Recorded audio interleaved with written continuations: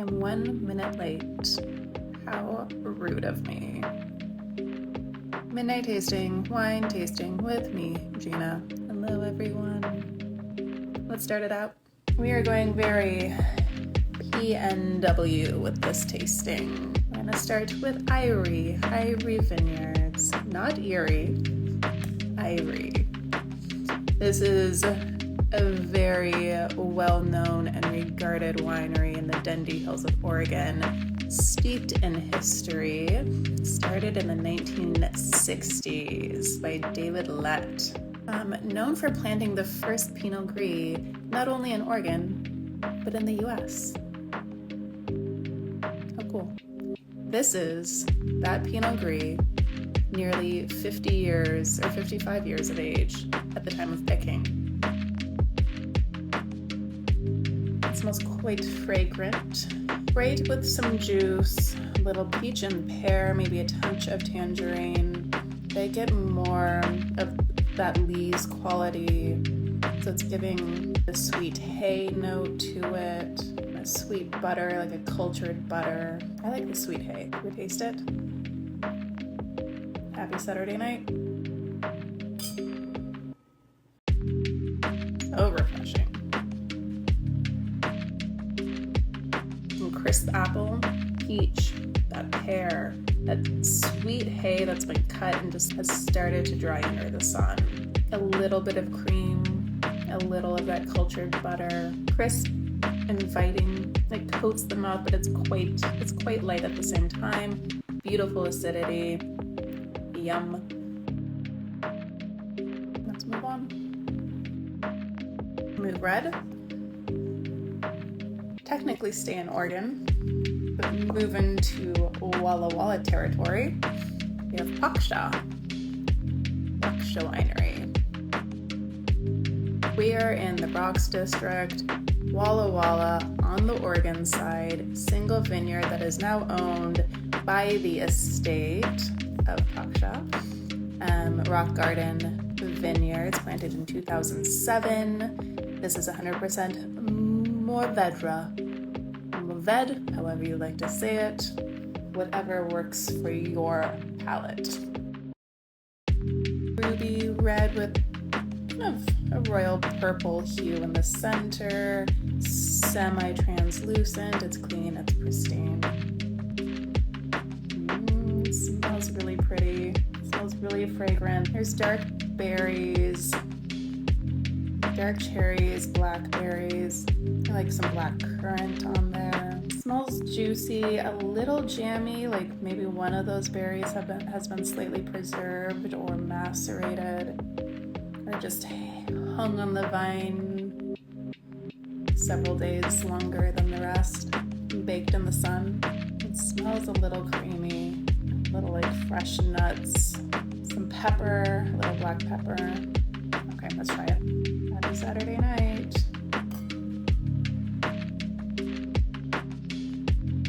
Very charming wine. Shockingly hides the alcohol.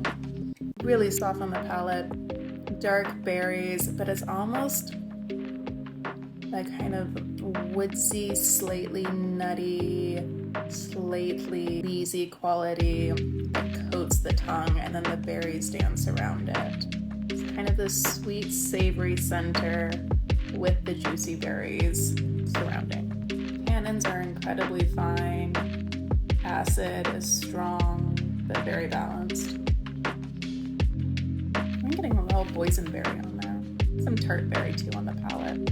Wild and refined at the same time. So I had this paired with our main course, pork loin from Pure Country as Moses Lake, wrapped in applewood smoked bacon, served with a celeriac, aka celery root, puree, saucy French green lentils, and a celery salad. Yeah. Should we hit one last wine? We'll keep it in Walla, but we'll move to the Washington side of things. Hoquetus. However you want to say it. Also a very new winery over in Walla.